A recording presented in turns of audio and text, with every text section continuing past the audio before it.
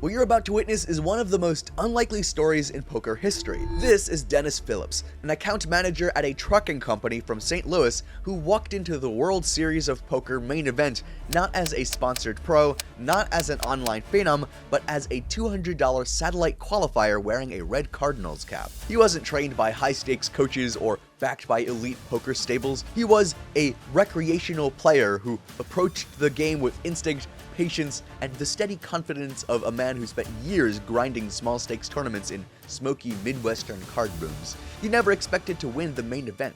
He just wanted to prove he belonged on poker's biggest stage. But there was only one problem. The WSOP final table is where legends are made and amateurs get swallowed alive. So how did a truck salesman outplay seasoned professionals, survive brutal all-ins, ride an impossible wave of momentum, and arrive at the 2008 main event final table as the chip leader with millions on the line and an arena full of supporters chanting his name? Let's find out. We join the action at the final table of the 2008 World Series of Poker, where Dennis sits as the lone amateur among some of the most feared young pros of his era. The stakes couldn't be higher. A life-changing prize pool, international fame, and the chance to become world champion. Most expected him to tighten up, to freeze under pressure, or to let the moment overwhelm him. But instead, Dennis was about to make a statement in his first hand, a decision that would shift the energy in the room and remind every pro at the table that this ordinary guy didn't fly all the way to Vegas to play scared. Right off the bat, Dennis looks down at ace-9. It's not a monster hand by any means, but it's good enough to make a statement. Sitting behind a mountain of chips, he's ready to assert his dominance at the final table. Across the table, Ylan Schwartz peels back his cards, pocket eights. A classic showdown is brewing. The quiet analytical pro versus the humble amateur who's somehow running the show so far. Schwartz decides to see a flop, hoping to hit big. The flop comes down 7-4 deuce.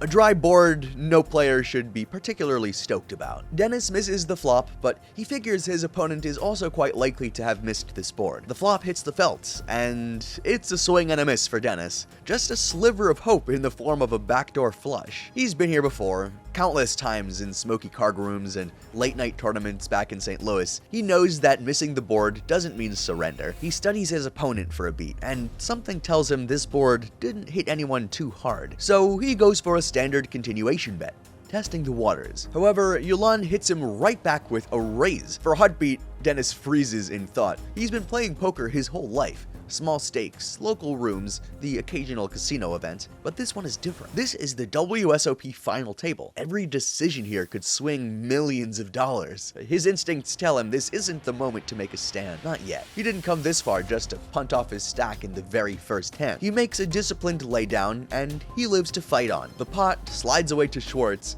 and for the first time, Phillips's chip lead dips. But he doesn't flinch, he just smiles beneath that red cap, takes a breath, and stacks what's left. You can't win them all, and sometimes the only winning move is not to play. As our champ's chip lead starts melting away, he finds himself straight back under the spotlight, this time with one of the scariest opponents the WSOP has ever seen. Now, Dennis limps into the pot with ace-king, looking to spring a trap, and sure enough, someone takes the bait. Across the felt sits Ivan Demidov, the young Russian phenom who's quietly clawed his way to the top of the leaderboard. Calm, analytical, and ice-cold as the Moscow winter, he looks down at ace-queen and goes for the open raise. Action folds back around to Dennis, and now it's time to spring the trap. But Demidov is not backing down either. He hits Dennis right back with a 4-bet. Dennis doesn't want to push his luck too far. He takes a slow breath, steadying himself. If he shoves here, he knows the truth. He's never getting called by worse hands. So instead of forcing fate, Dennis does what he's always done best. He keeps his composure. No panic, no pride, just patience. There's only one option left. Make the call and play some poker post-flop. The crowd murmurs, sensing the tension beneath the two biggest stacks in the room. The flop comes down, Jack 10-8 rainbow. No help for either player, but both of them flop an inside straight draw. Dennis is the first to act. He knows that this board heavily favors his range, so he leads out with a bet. But Demidov doesn't buy it, not for a second. He still has the range advantage and way too much equity to throw it all away. There's too much money in the pot to back away now. He moves all in, and the crowd erupts in cheers. Pressure is back on Dennis. He has the best hand at the moment, but there's no way for him to know it. And this would be for all of Dennis Phillips' chips. Demidov saying to Dennis Phillips, did you come this far and wait this long to go out this early? What a tough decision for Dennis. Demidov had raised twice pre-flop. He could have a huge hand already, and Dennis would be drawing all but dead. I fold. After a bit of deliberation, he decides this is not the hill he'll die on. With his chip stack dwindling and blinds surging like a tidal wave, Dennis is gonna need a miracle to stay afloat. And as fate would have it, a miracle is exactly what Faith had in store that day, because Dennis had a secret weapon, a good luck charm given to him by a dear friend before he left St. Louis. He carried the coin with him through every hand, every sweat, every sleepless night during the 2008 main event. The coin was always there at his side, a quiet reminder of where he came from. But for Dennis, it wasn't just about luck.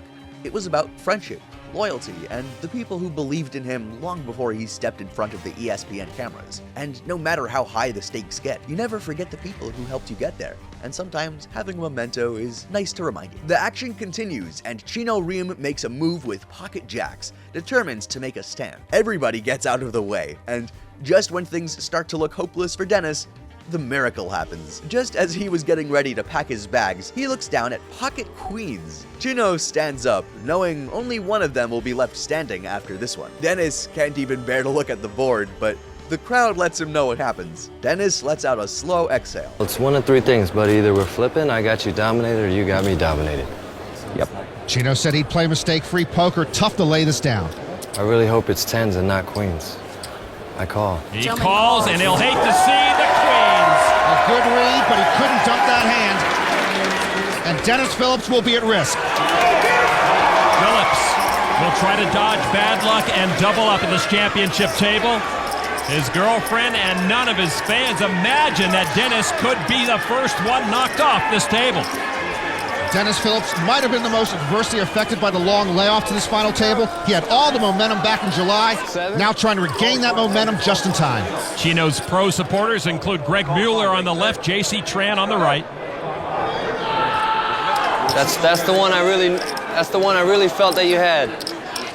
You looked at it so quick, you're like queens. Frankly, I'd have probably done the same with tens.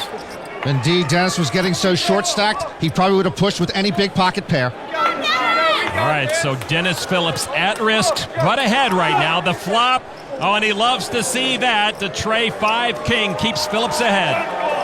Dennis Phillips was the chip leader going into this final table. If he gets unlucky here, he will be the first one eliminated. And now the turn card. 9 of diamonds, no help to Chino. And now only a river jack would knock Dennis Phillips out. Phillips can't bear to watch. He's going to let his supporters tell him what happens on the river. The roar says it all. A harmless 6 allows Phillips. A mix of relief and disbelief washing over him. And with that fateful showdown, Dennis Phillips buys himself a little more time, a little more hope that maybe, just maybe, this dream run isn't over yet. For the first time in hours, Dennis bought himself some breathing room. He gets a few precious orbits to fade into the background and let other players take the spotlight and battle it out among themselves. And bit by bit, the table grows quieter around him, the short stacks fall, and now we're down to only 7 players. The room feels smaller now, the air denser, and every chip feels heavier in every hand. And as the field tightens and blinds continue to creep up, Dennis realizes he can't keep hiding in the crowd forever. Finally, he gets a chance to make a move. Chino Riem, still fearless and unrelenting, opens the action once more, this time with Jack 10. Aggressive, confident, and pushing the pace. Dennis looks down at Ace-Queen in the small blind and goes for a call, again allowing his opponents to continue with a lot of hands he's dominated. He knows full well that Chino is likely to play for his stack post-flop, so he doesn't really have to push it.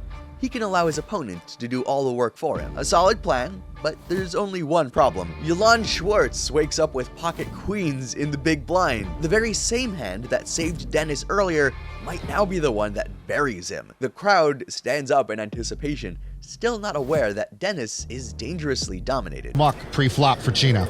The raise now back to Dennis Phillips with ace-queen. He started this day as the chip leader. I'm all in. And Dennis Phillips will push with the rest of his stack. Doyle Brunson knows of what he speaks. Ace queen looks like it's headed for elimination. And Lon Schwartz will call to put Phillips at risk.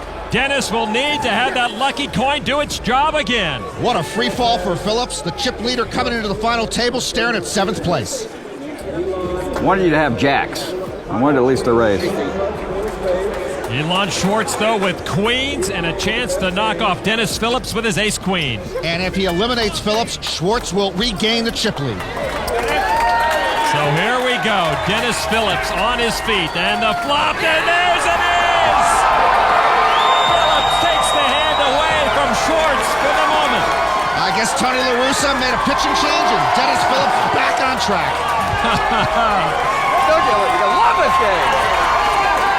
Ace Queen plays in St. Louis. Turn card now. 6, no help to Schwartz. One outer. Don't you do it. Don't you dare. Phillips says, don't show me the last queen in the deck. That is the only card Schwartz can hit to send Phillips home. The river card is a trade! And somehow, that coin of his worked its magic one more time. And with that lucky showdown, the tide has finally turned. Dennis gets his confidence back, along with his chips. The lucky coin has done its job, I suppose, and now it's time for Dennis to do his. With a healthy chip stack once again, Dennis can now finally go on the offensive. He opens the action with King Queen. Ivan Demidov looks down at pocket jacks, an incredibly tricky hands to play even in the best of times. Ivan has been burned before, and he decides to take a more cautious approach this time around. Dennis hits a king on the flop. Finally, a decent hand. After hours of grinding, folding, and second-guessing, he's got something he can finally stand behind. He reaches for chips and fires out a c-bet, smooth and steady. One great thing about this spot is that his opponent is not immediately going to give him credit on a board like this. It's a dry, harmless board. No flushes, no obvious draws. Exactly the kind of texture where a pro like Ivan Demidov might dig in and convince himself that he's still ahead with a pocket pair. And sure enough, Ivan makes the call. The turn card changes nothing, and this time, Dennis decides to switch gears. He checks behind, opting for pot control and lulling his opponent into a false sense of security. And the plan works out great, as he rivers a full house. Demidov checks again, probably thinking he's getting to showdown for cheap, but Dennis knows better. Now it's time to get paid off. He's been patient long enough, and finally has a reason to press his advantage. He counts out his bet carefully, the way you do when you want to look unsure. And finally, Dennis claws his way back to where he first started. He doesn't have a dominant position at the table anymore, but at least he's still in the game, fighting on. By now, the hours have blurred together. The final table lights have a way of distorting time like that. Every decision stretches forever. Every chip sounds louder than it should, but Peter Eastgate remains calm and collected as ever, almost as if he started playing 5 minutes ago. He's been biding his time. The young Danish prodigy with the quiet stare, precise, unreadable, almost surgical in his approach. He looks down at pocket aces, the bullets, the dream hand. He barely reacts. Just a casual toss of chips into the pot, nothing to give it away, no drama, no signal, just business as usual. Dennis is in the small blind again, and he looks down at ace-jack. He's been grinding, clawing, surviving, and in his mind, it's time to fight back. Time to remind everyone that the man in the red cap isn't done yet. But fate has a cruel sense of humor, because Eastgate doesn't re-raise, he just calls. It's a quiet, deadly trap, the kind that only great players set, and only the unlucky ones walk into. The flop comes down, king, deuce, deuce. Another dry, unassuming board. Dennis checks, and Peter quickly pounces, giving Dennis an opportunity to get away cheaply. But to Dennis, that looks like a challenge. He's not ready to back down, not after the journey he's had, not after surviving the flips, the coolers, the months of preparation. So he pushes back, continuing the story, continuing the pressure. He doesn't know he's walking into quicksand. From the rail, you can see the energy shift. The Red Army, the loyal sea of red caps that's roared all night long, suddenly growing tense. They can't see the cards, they can feel it. Something's wrong. Dennis makes the laydown, his instincts serving him well once again. He survives, for now, but his chip stack takes another critical hit. The final table has stretched deep into the night. Only 4 players remain, and for the first time, the signs of fatigue are starting to creep in. But across the felt, Ivan Demidov is cool and composed as ever. The young Russian grinder has been picking his spots perfectly, never showing fear, never breaking rhythm. He opens the action with ace-4, a hand most players would simply throw away. But not Ivan, not here. He's applying pressure, playing the player, not the cards. And it works. Because in the small blind, Dennis Phillips feels that flicker of instinct. He's been waiting for this. A chance to fight back. A chance to remind everyone that he's not just surviving out here. The timing feels right. He reaches for chips and makes a bold 3-bet, cutting through the tension like a knife. The crowd reacts. A ripple of cheers and hope stirring once again, but Ivan doesn't hesitate, not for a second. He looks across the table with that unreadable calm and shoves all in. And just like that, all of the air gets sucked out of the room. Dennis freezes instantly. It's not the cards that hurt, it's the timing. Every time he tries to step forward, the universe seems to push him back, shove him in the opposite direction. It's not fear, it's fatigue, the kind that settles in after hours of doing everything right and watching it still go wrong. He quietly pushes his cards into the muck. The dealer drags the pot toward Demidov. The Russian stacks his chips without a flicker of emotion. Dennis stares at the felt for a moment and forces a smile. He's still in the game. He's still breathing, but for the first time all night, he feels like he's starting to lose his touch. But after hours of play, days of focus, and months of waiting, our champ Dennis Phillips found himself up against his toughest opponent yet. Peter Eastgate sat atop a mountain, 62 million chips stacked in neat, perfect towers. The blinds are massive, the pressure is suffocating, and yet somehow Dennis still wears that calm, grateful smile. Eastgate goes for the open raise, a routine move he's made 1,000 times before. In the big blind, Dennis looks down at 10-9 offsuit. Not a premium hand by any means, but by now, the cards don't matter anymore. So he makes the call. One more hand, one more chance. The flop comes down, Jack 4-3. Nothing for Dennis, and everything for Peter Eastgate. Eastgate leads out with a small, harmless-looking bet, and then it happens. Dennis takes his last stand. Peter calls instantly. The crowd gasps, shocked, in disbelief, and heartbreak all rolled into one as emotions overflow. Dennis Phillips stands up, shakes Eastgate's hand, and smiles. The same humble, genuine smile he wore from the very first day. I'm all in. I call. Phillips all in and called. Wow. You got a jack? Oh, it's a lot worse than that. Oh, I got to have runner to have anything. Dennis Phillips main event all but over. Fatigue may have been a factor. I think Elon Schwartz got fed up sitting around, and Dennis Phillips got tired too. Dennis's sister's emotions mirror everyone here in a red cap. I run good. I run very good. Peter Eastgate poised for a heads-up match against Ivan Demidov. I just couldn't keep folding. Had to do something. And it looks like Demidov already celebrating that potential heads-up match. Dennis Phillips appears to be at peace with his fate, and his supporters standing silent and stunned. Yeah. You know, a king, a queen, an 8 or a 7 at least gives me a shot. That's right. All right, any of those 4 gives me a shot. Dennis Phillips needs running straight cards to stay alive. Turn card is an ace, and that closes the door right there. Eastgate wins the pot, and Dennis Phillips' dreams of claiming a Poker World Championship are over. In the end, Dennis didn't shoot back, he didn't win the bracelet, but what he did do was even more important than the title. He showed people that the impossible was never too far out of reach. But a few years earlier, another player had already proven that he could achieve the impossible. His name was Chris Moneymaker, and his story would change poker forever. So make sure to watch this video next if you want to see how one man's dream turned into a worldwide poker revolution. We'll see you there.